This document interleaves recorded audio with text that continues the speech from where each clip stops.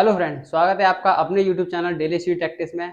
तो आज हम बात करेंगे आपके हिंदी वर्णमाला पार्ट 1, जो कि आपके लिए यूपी पुलिस और यूपी ट्रिपल वीडियो, केवीएस, सीटेट, सुपर टेट, इन सभी परीक्षाओं के लिए काफ़ी महत्वपूर्ण रहने वाले हैं ये। और ये हम एमसीक्यूज वाइज, चैप्टर वाइज में क्वेश्चन करेंगे, जो आपके सॉल्व पेपर होंगे और प्रीवियस ईयर क्वेश्चन सारे के सारे इसमें प्रीवियस ईयर क्वेश्चन होंगे। आपके टॉप 25 इसमें क्वेश्चन दिए गए हैं। ये स्पेशली आपके पुलिस के लिए।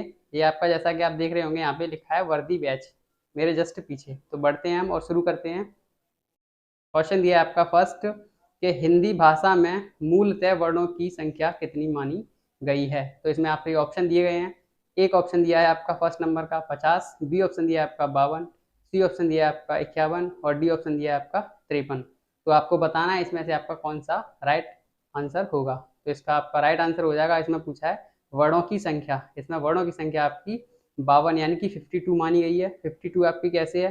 इसमें आपके स्वरों की जो संख्या होती है, स्वर आपके होते हैं 11, और इसमें आपके कुल व्यंजनों की संख्या आपकी होती है इसमें 39, और दो होते हैं आपके अयोगवाह वर्ड। दो होते हैं आपके अयोगवाह वर्ड, दो। ऐसे करके अगर हम इनको टोटल करेंगे तो ये आपका 52 हो जाएगा। ऐसे आपके 52 वर्ड होते हैं वर्डमाला में। बढ़ते हैं नेक्स्ट क्वेश्चन की तरफ। नेक्स्ट क्वेश्चन दिया आपका हिंदी वर्णमाला में व्यंजनों की संख्या कितनी है। व्यंजनों की संख्या बतानी है। ए ऑप्शन दिया आपका 32, बी ऑप्शन दिया आपका 33, सी ऑप्शन दिया आपका 34, डी ऑप्शन दिया आपका 36। तो व्यंजनों की संख्या आपकी होती है 33। अगर आपसे कुल व्यंजनों की संख्या पूछी है तो कुल व्यंजनों की संख्या आपकी होती है 39। कुल व्यंजन पूछे जाएंगे तो 39 होंगे, और अगर आपसे व्यंजन पूछे जाएंगे तो आपके 33 हो जाएंगे। बढ़ते हैं नेक्स्ट क्वेश्चन की तरफ।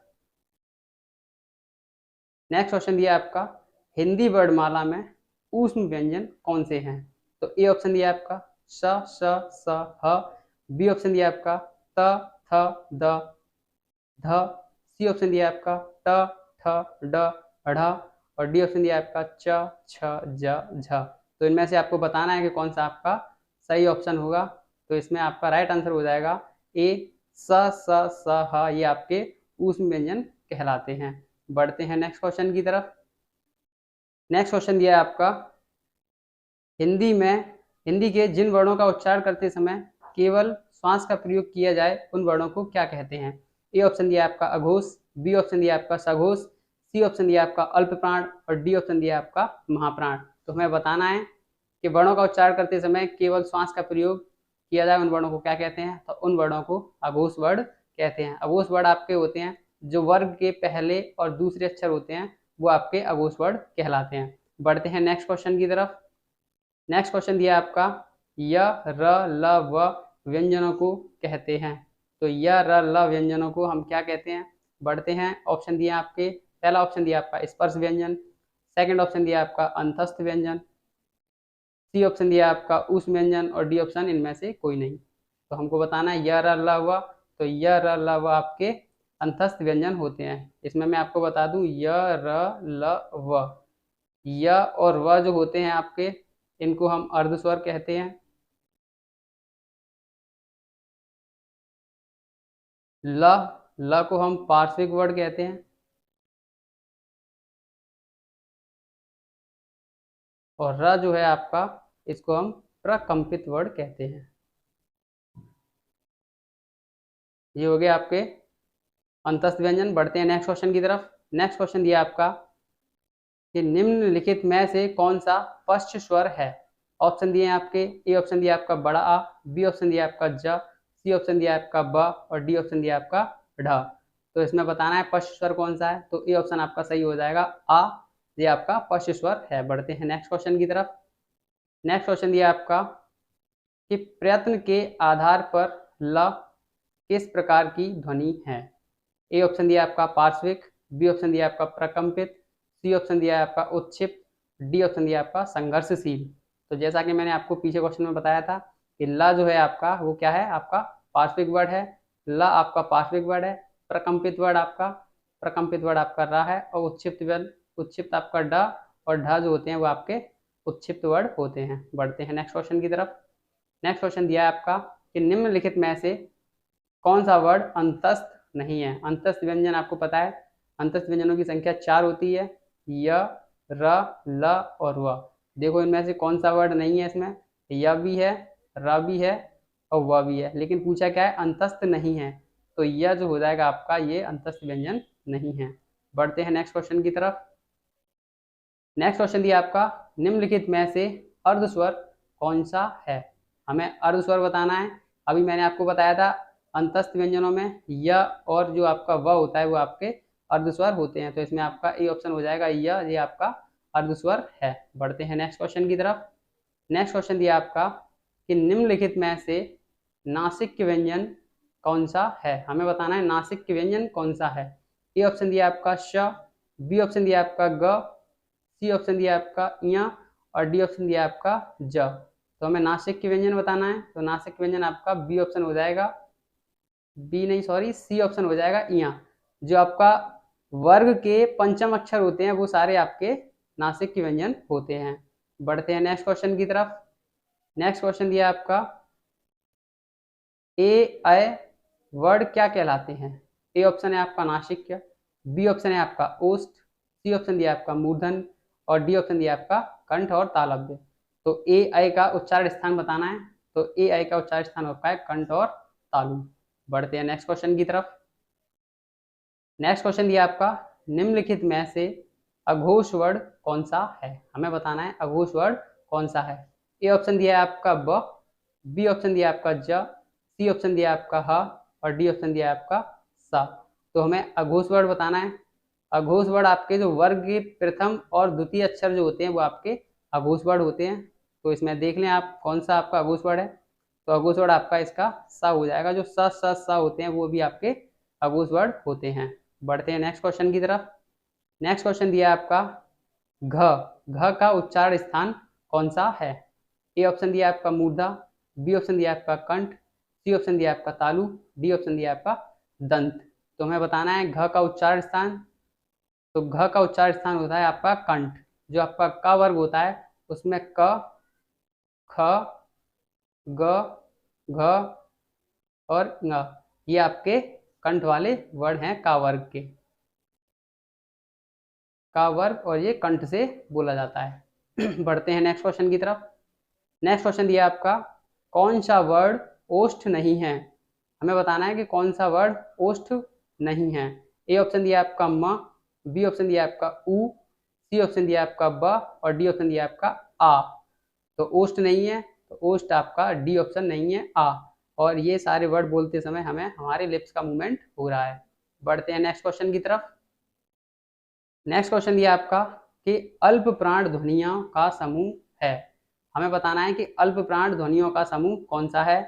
ए ऑप्शन दिया आपका क, ख, ग, बी ऑप्शन दिया आपका च, ज, य, सी ऑप्शन दिया आपका त, थ, न, डी ऑप्शन दिया आपका ट, ठ और अण। अल्प प्राण ध्वनियां आपकी कौन सी होती हैं। देखिए अल्प प्राण ध्वनियां, अल्प प्राण आपके जो वर्ग होते हैं 5 वर्गों में डिवाइड होते हैं, उसमें आपका पहला, तीसरा और पांचवा, और य, र, ल, व और समस्त स्वर, ये आपके अल्प प्राण होते हैं। तो इसमें आप देखिए वर्ग का पहला, तीसरा और पांचवा अक्षर कौन सा है, तो पहला, तीसरा, पांचवा आपका ये बी ऑप्शन सही हो जाएगा। च, छ होता नहीं है, ज, झ होता नहीं है और इया। तो ये हो गया आपके अल्प प्राण ध्वनियों का समूह, हो गया आपका बी ऑप्शन सही है। महाप्राण का अगर आपसे पूछा जाए, महाप्राण, तो महाप्राण में आपका वर्ग का दूसरा और चौथा और स, स, ह, ये आपके होते हैं महाप्राण वर्ड। बढ़ते हैं नेक्स्ट क्वेश्चन की तरफ। नेक्स्ट क्वेश्चन दिया आपका, निम्नलिखित में से महाप्राण वर्ड है। आपका क्वेश्चन आ गया महाप्राण वर्ड का, तो आपका दूसरा और चौथा जो होता है वो आपके महाप्राण होते हैं। तो आपको बताना है इसमें, तो महाप्राण वर्ड आपका ए ऑप्शन दिया है थ, बी ऑप्शन दिया है क, सी ऑप्शन दिया है आपका व और डी ऑप्शन दिया है आपका च। तो महाप्राण वर्ड हो जाएगा आपका त, थ। तो ये दूसरा आपका वर्ड था, ये आपका महाप्राण वर्ड हो जाएगा। बढ़ते हैं नेक्स्ट क्वेश्चन की तरफ। नेक्स्ट क्वेश्चन दिया आपका कि निम्नलिखित में से किसे हिंदी की मानक वर्णमाला में स्थान नहीं दिया गया। ए ऑप्शन र, बी ऑप्शन श्री, सी ऑप्शन क्र और डी ऑप्शन ड। तो हिंदी की मानक वर्णमाला में स्थान नहीं दिया गया है, वो है आपका वर्ड श्री। श्री को मानक वर्णमाला में स्थान नहीं दिया गया है। बढ़ते हैं नेक्स्ट क्वेश्चन की तरफ। नेक्स्ट क्वेश्चन दिया आपका स स स ह कौन से व्यंजन कहलाते हैं?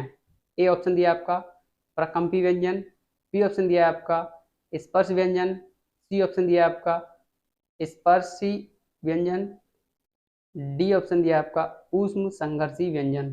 तो स स स ह को हम ऊष्म संघर्षी व्यंजन कहते हैं। बढ़ते हैं नेक्स्ट क्वेश्चन की तरफ।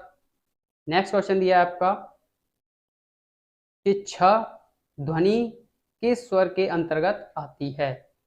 तो छ ध्वनि बतानी है हमें।